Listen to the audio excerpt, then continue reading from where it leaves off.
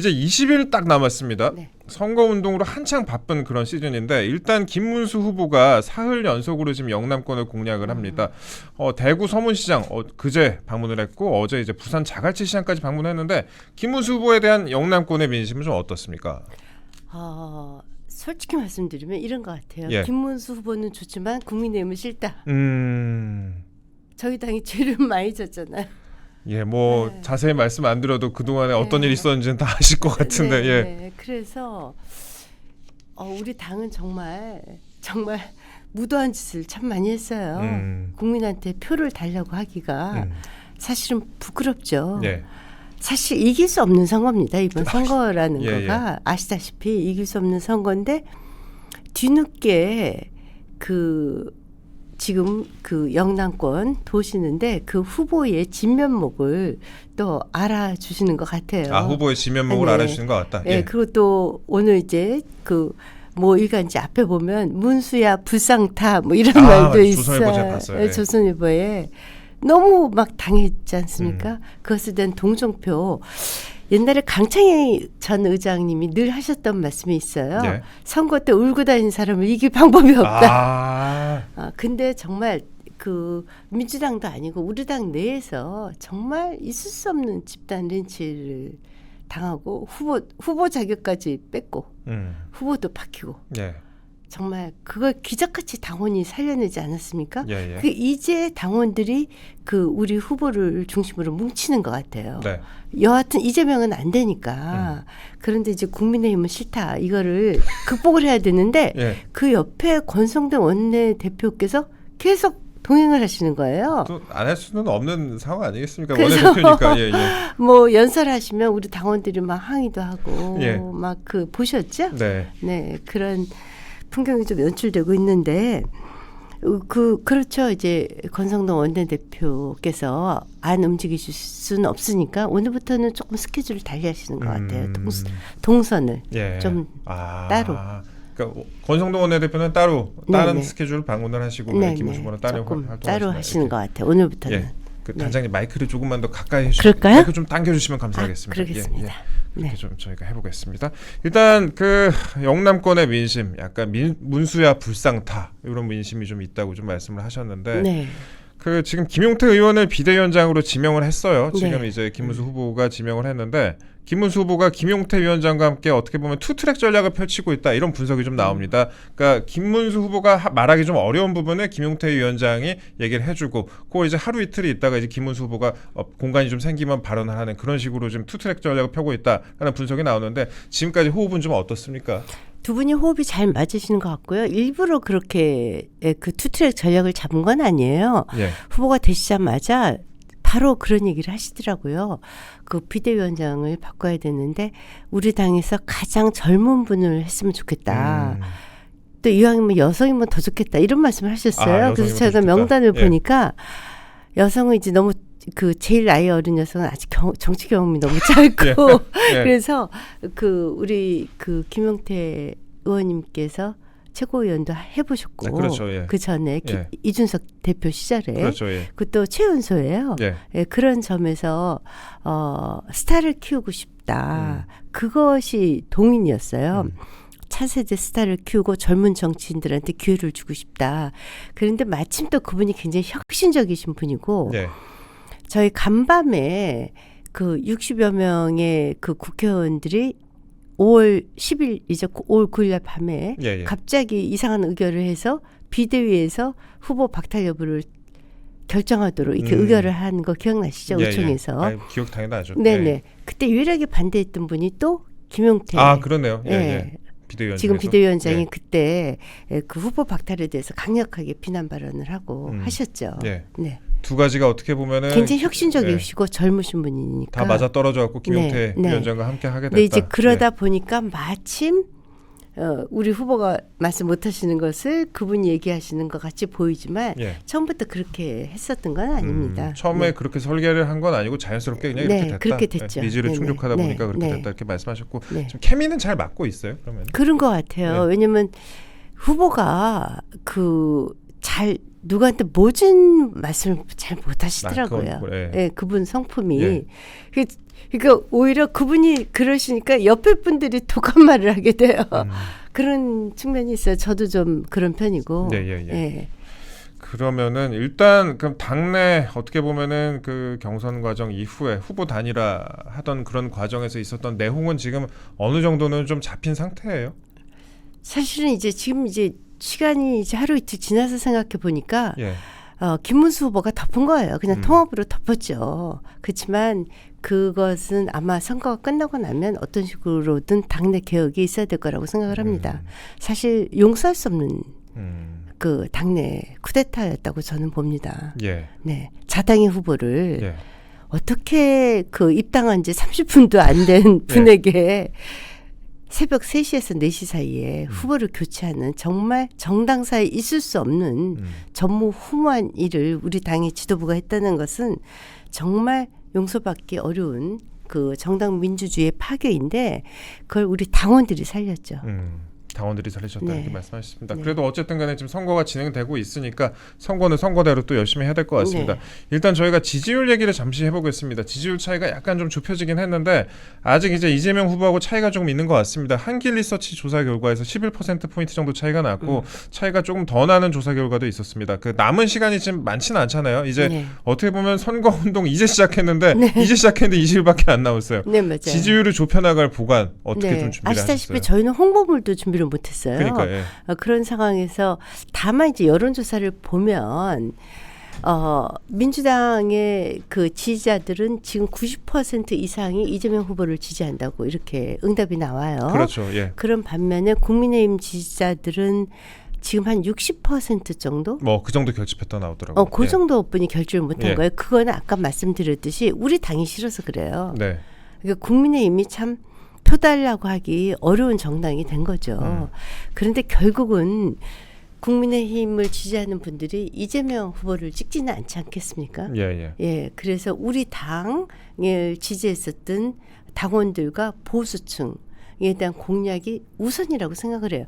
우리가 이제 그 중도층 이런 얘기를 자꾸 하는데 사실 중도층이라는 말이 정치에서는 상당히 허구입니다. 왜냐하면 내가 표를 찍을 때 여기 찍을까? 여기 찍을까?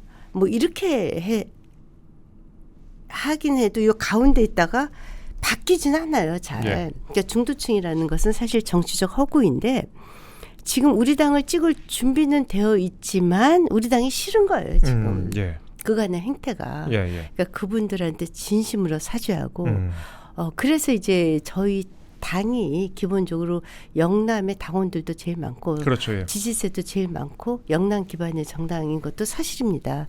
그래서 이제 저희 후보가 3일째 지금 영남권부터 훑고 그 바람이 수도권으로 올라올 수 있도록 내일 올라오세요? 어떻게 하세요? 내일쯤 올라오실 내일 좀 겁니다. 올라오실 네네. 예정이다. 일단 오늘 영남권 이제 표본 진주 따지기. 예, 일대를 진주까지. 돌죠. 그러니까 대구, 진주, 부산 네. 이쪽을 돌고 또 이제 그 영남권에서 수도권으로 이주해서 사시는 분들이 많지 않습니까? 예. 예, 그분들을 중심으로 이제 바람을 불러 일으키는 그런 전략으로 가면 만약에 그 보수층 또 저희 당 지지자들이 100% 결집할 수 있다면 이 선거는 그래도 해볼 만하다. 100% 봅니다. 결집이 된다면 해볼 만한 선거다. 그럼요. 예. 네네. 지금은 아직 결집이 좀 덜 됐다. 실제로도 뭐 보도에서도 그렇게 나오고 있으니까요. 네. 그리고 김문수 후보가 최근에 이제 계엄에 대해서 사과의 뜻을 밝혔어요. 그 외연 확장적인 측면에서는 긍정적으로 평가하시는 분들도 많이 계시는데 또 일부 지지층 중에서는 아니 야당의 줄탄핵 등 국정방해 시도가 계엄 사과에 가려지는 것 아니냐. 라고 아쉬워하는 그런 시각도 좀 있는 것 같습니다. 앞으로 또 야당의 메시지에 끌려가는 거 아니냐 이렇게 우려하는 그런 분들도 계시는데 좀 어떻게 보세요? 이제 계엄에 관련해서는 그 윤석열 전 대통령께서 계엄을 선포할 수뿐이 없었던 극한 상황까지 내몰린 것은 이해하실 거예요. 네. 뭐 30여 차례 줄탄핵과 예산을 전액 삭감하고 그리고 뭐 무도하게 법안을 밀어붙이지 않았습니까? 그래서 사실상 윤석열 정부를 식물화 만들어놨는데 네. 결국 마지막 선택이었던 것 같아요. 그럼에도 불구하고 계엄이 정말 최악의 선택이었었나 그때 당시 최선의 선택이었었는가에 대해서는 여러 논란이 있을 수 있습니다. 그런데 사실 이제 대통령의 권한인 것도 맞아요. 헌법상. 헌법상 이제 계엄령이 대통령의 권한이기도 하죠. 그렇지만 사실상 사문화된 권한이거든요. 예. 김문수 후보께서는 사실 이전부터 계엄에 대해서는 반대한다라고 분명히 말씀을 하셨었어요. 예. 그래서 특별한 건 아닙니다. 그것이 이제 민주화에 대한 훈련이라고 보는데 윤 대통령의 그 입장도 저희가 충분히 이해를 하지만 그것에는 정당의 책임도 상당히 큽니다. 예. 예, 정당과 당과 대통령실이 혼연일치되어서 가야 되는데 예를 들자면 이제 그 윤석열 전 대통령은 여하튼 국민이 뽑은 직선제 대통령이시고 또 우리 당이 배출한 대통령이지 않습니까? 근데 당시 그 한동훈 전 대표와 또 그 지도부와 예.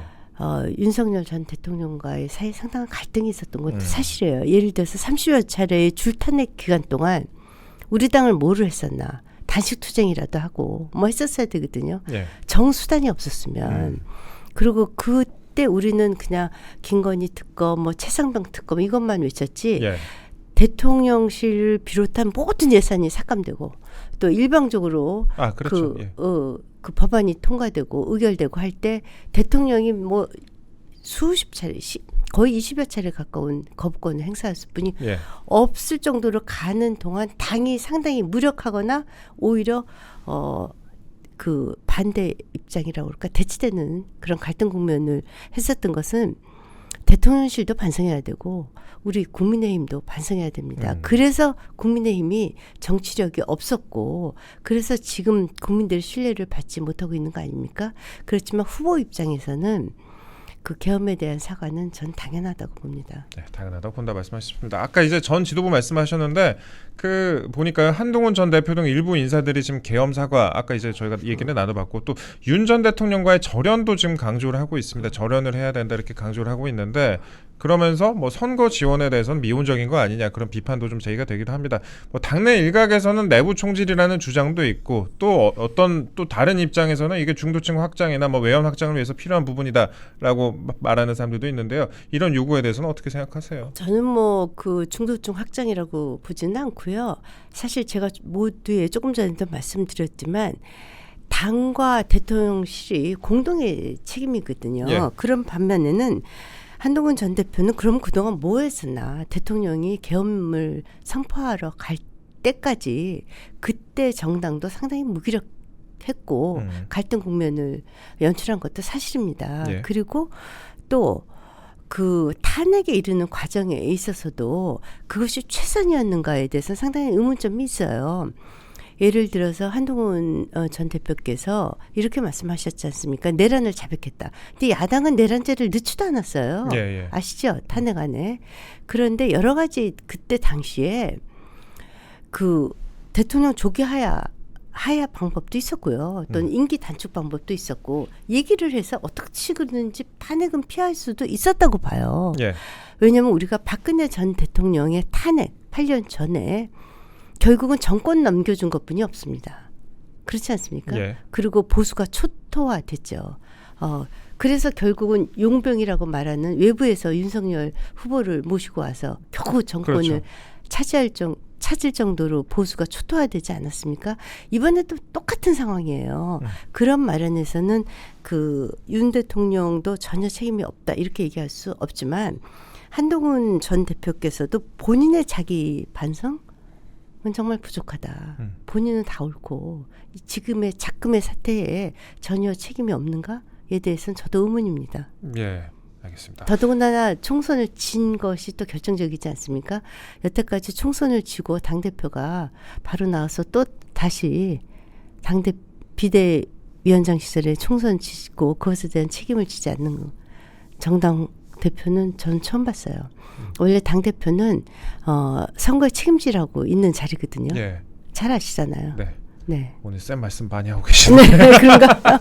네. 아니 근데 이제 저희가 그래도 안 여쭤볼 수가 없는 게 요즘 네. 계속 이제 보도가 나오고 있어서 윤 전 대통령 이제 탈당 얘기도 자꾸 이제 흘러나오고 있습니다. 그 김문수 후보는 지금 자기가 뽑은 대통령을 탈당시키는 방식으로 면책될 수가 없다. 그러니까 국힘이 본인들이 뽑은 대통령을 탈당시키는 방식으로 면책될 수가 없는 것이다. 탈당은 윤 전 대통령 본인의 뜻이다라고 말씀을 하셨어요.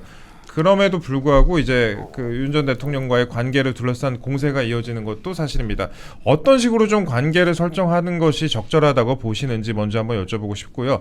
뒤에 이어서 또 어제부터 일각에서는 오늘 윤석열 전 대통령이 자진 탈당할 수도 있다라는 이야기가 도는데 캠프에서 이 부분 좀 어떻게 보시는지. 제가 말씀드렸듯이 우리 당이 배출한 대통령입니다. 네. 그러니까 당의 후보가 말씀하시기 어려운 부분도 있어요. 네. 저희 당에 그걸 지지하시는 분들의 스펙트럼도 굉장히 다양하거든요. 네. 그분들 중에 탈당을 반대하시는 분들도 있고 탈당을 찬성하시는 분들도 계시죠.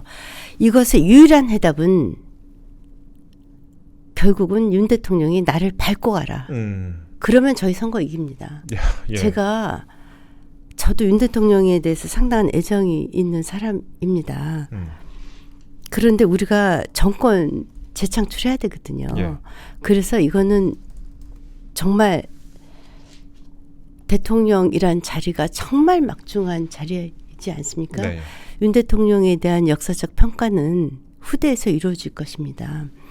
지금 나를 밟고 가라 해주면 이 문제는 풀립니다. 나를 밟고 가라. 제가 예. 전두환 대통령 생각이 좀 났었어요. 전두환 대통령이 정말 그 몰릴 때 6.29 선언을 예. 했죠. 예.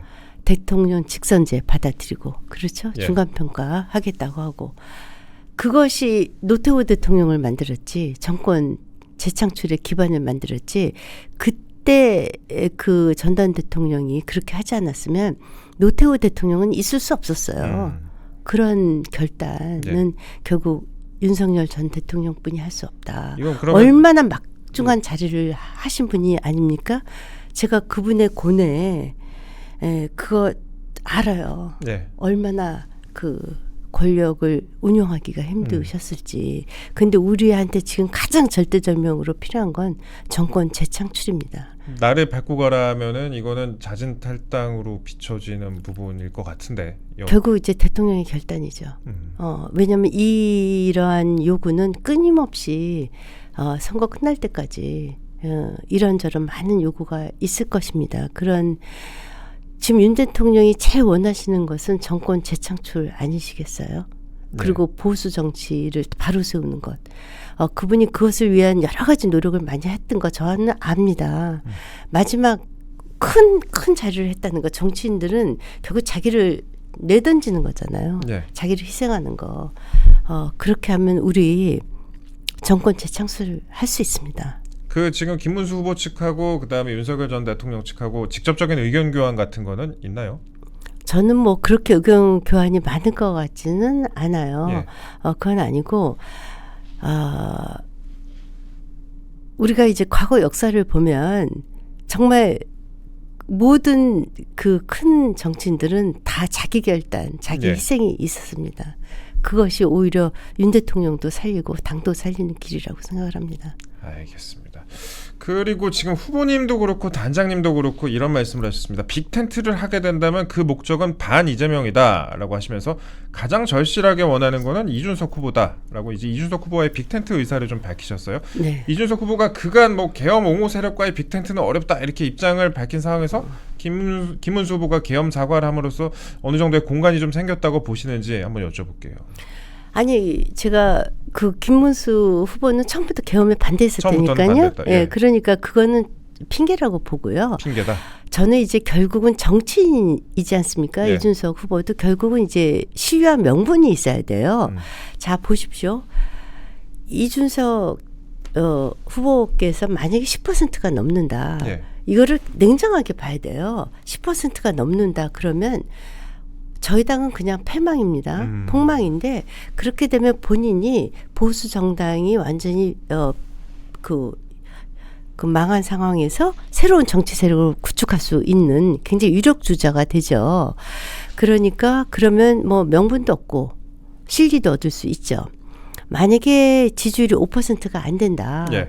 그런데 우리도 안 됐어요. 예. 그러면 명분도 없고 실리도 없고 예. 이재명 후보가 대통령이 되는 것이 이준석 후보한테 무슨 실리가 있겠어요? 5%도 못 얻은 사람이. 그거는 심상정의 길이에요. 예. 심상정의 길이라는 것은 지난 대선 때 한 70몇만 표 얻어서 이재명 후보를 떨어뜨렸죠. 예. 그러고 나서 심상정 후보도 아웃되지 않았습니까? 그렇죠. 현실 정치에서. 네. 또 하나 5% 미만이 됐지만 좀 몸값을 높이 올려서 윤석열 안철수처럼 단일화하는 겁니다. 그렇죠. 그거는 명분도 있고 실리도 있죠. 보수 정당을 살렸으니까. 그거 안철수 당시 후보는 그 후에 인수위원장도 하시고 또 가장 좋은 분당의 지역구도 얻으시고 이번에 그 대선 후보로도 나오시면서 정치적인 제2기의 기반을 마련을 했죠. 결국은 냉정히 따지면 지지율의 문제입니다. 명분과 실리와 지지율과의 상관관계인데요. 저는 그 5월 10일 날 5월 10일. 당내 쿠데타가 일어났을 때 그래서 후보가 바뀌었을 때 그때는 이재명과 이준석의 싸움이 되겠구나. 한덕수 후보가 보나마나 3등이겠구나. 그때와 바로 하루 만에 반전되지 않았습니까? 예. 저는 이준석 후보가 5% 이상 얻기 힘들 거라고 봐요. 아. 네, 그러면 명분과 실리를 얻는 방법은 결국 저희 당에 들어오셔서 반 이재명 전선을 구축하고 함께 싸우면 그분한테는 앞으로도 상당한 정치적 자산도 얻고 많은 그 후원 세력과 또 동지들이 생길 것으로 저는 그렇게 봅니다. 심상정의 길을 가지 말고 당에 들어와서 단일화를 하자. 그래서 본인이 아니 10%가 넘으면 예를 들어서 예. 5월 10일 상황이었으면 저는 당연히 독자적인 길을 가는 것이 맞다고 봐요. 예. 그런데 이제 그렇게는 안 될 테니까 심상정의 길이냐 안철수의 길이냐 그것을 잘 현명하게 판단하실 수 있는 그런 정치적 훈련이 되어 있는 분이라고 생각을 합니다. 그리고 이제 10%가 넘으면 일부 선거자금도 보존을 받을 수가 있지 않습니까? 예, 예. 근데 이제 5% 정도면 선거자금에도 상당히 어려움이 있을 겁니다. 네, 예. 네. 네. 오늘 자세히 좀 말씀을 하셨습니다. 그러면요, 또 제가 여쭤보고 싶은 부분이 어제 이정현 전 대표 그리고 이성배 전 아나운서 등 한덕수, 홍준표 캠프에서 네. 활동했던 인사들을 선거대책기구에 지금 선임을 했습니다. 그 약간 평가는 기자들 사이에 그런 것 같아요. 인사는 탕평 인사로 가고 있는 것 같다. 이거는 어떻게 보면은 다른 표심도 다 흡수를 해야 되니까 그렇게 하시는 네. 것 같은데 반면에 지금 한덕수 전 총리의 경우에는 선대위원장을 좀 고사를 했습니다. 물론 이제 두 분은 감정이 아마 한덕수 총리도 좋지 않을 거예요. 그래서 서로 간에 좋지 않을 수밖에 없을 것 같은데 그래도 이제 경제나 외교, 통상 분야에서 외연 확장을 위해 한덕수 총리에 대해서 다시 한번 끌어야 하는 거 아니냐라는 시선도 있는데 어떻게 후보 측에서 김문수 후보 측에서는 한덕수 총리에 제안을 대해서 하셨죠. 예. 네. 제안을 하셨는데 그냥 이제 저희 전부 다 이제 저희 당 분들이니까 네. 이정현 전 대표님이라든가 다 결국은 이제 후보가 정해지면 다 모이죠. 예. 실무선에서는 그건 뭐 너무 당연한 거라고 생각을 하고요. 한덕수 후보님은 이제 본인이 고사도 하셨고 또 사실 그분은 정치를 한 번도 하시지 않은 분이지 않습니까? 네. 그래서 저는 이제 그분이 이 정치권이라는 것은 정말 정치는 위험한 직업이에요. 예. 정치를 하면 안 다칠 수가 없어요. 아무리 잘하려고 해도. 세상에서 저는 가장 위험한 직업이 정치라고 생각을 하거든요. 그래서 그분도 고생을 많이 하셨을 텐데 이제 그 50년 공직 생활을 다른 방식으로 아름답게 마무리하시는 것이 좋다. 정치권에는 들어오시지 않는 것이 좋지 않을까. 이건 제 개인적인 생각입니다. 네. 이 판은 아사리판이거든요. 누구도 다치지 않을 수가 네. 없어요. 네. 후보 쪽에서는 그러면 더 제안은 없으셨던 거예요? 그러면? 네, 그렇죠. 뭐 신문선들은 다 왔고 예. 그 한덕수 전 총리님께서는 고사 의사를 저희한테 분명히 전달을 하셨으니까 예. 아마 이제 그 외교, 통상 이런 분야에서 후학들을 위해 많은 후배들을 위해서 많은 또 국가를 위해서 많은 기여를 하실 수 있다고 봅니다. 꼭 네. 정치가 아니어도. 예. 그리고 제가 또 여쭤보고 싶은 부분이 이제 개헌 관련된 부분인데 네. 개헌이 빅텐트의 고리가 될 수 있을 것이라는 그런 관측도 나왔습니다. 근데 최근에는 개헌 관련된 이슈가 살짝 좀 수그러든 것 같긴 한데 개헌 지지 여론이 그래도 개헌 지지하지 않는 여론보다는 더 많게 여론조사 결과가 나왔었잖아요. 그동안에. 네. 혹시 개헌을 내세우실 생각은 없으세요? 그런데 이제 우리가 특히 이제 이재명 후보의 와 민주당의 그 극악무도한 입법 독재를 보면서 87 체제에 문제가 많다. 네. 이제 개헌이 필요하다. 이런 것을 상당히 많이 동의를 하고 있지 않습니까? 네. 예를 들자면 87 체제를 만들 적에는 대통령의 권한을 어떻게 줄일 것인가 그렇죠. 만 신경을 썼지만 입법부가 이렇게까지 독재를 할 것이라고는 그때 생각을 못했던 것 같아요. 네. 그런 마련에서 개헌이 필요하긴 하지만 현실적으로 보면요. 개헌을 주도할 수 있는 쪽은 민주당뿐이 없습니다. 개헌을 발의하려면 의회 과반 의석수가 있어야 되고 그렇죠. 그걸 통과하려면 또 3분의 2 의석수를 가져야 되지 않습니까? 네. 이건 저희한테 독이에요. 실질적으로 개헌할 수 있는 방법이 없다는 거죠. 차기 총선까지. 이런 상황에서 자칫 개헌 논의를 잘못 꺼내면 지금 선거 전열만 흐트러져요. 그래서 이것을 저희가 끝낼 아무런 실익이 없다. 네. 저희가 뭐 발의도 할 수 없고 그럼 결국 이재명 후보 주도로 민주당 주도로 개헌을 하겠다는 것인데 아마 그것의 끝은 북한보다 더한 독재국가로 나라가 바뀔 것입니다. 현실적으로 실익이 별로 없으니까. 실익도 없고 예. 심지어 뭐 일각에서는 뭐 그럴 리는 없겠지만 중국보다 더한 총통 시대가 올 수도 있다. 뭐 이런 얘기까지 나올 정도인데 아니 그러한 개헌에 저희가 동참할 필요는 없을 것 같습니다. 현실적인 수단이 없거든요. 예. 그러면요, 그 민주당이나 일부 언론에서 최근에 이제 제기하고 있는 부분이 전광훈 목사 관련된 부분입니다. 네. 전광훈 목사를 언급하면서 공세를 지금 지속을 하고 있습니다.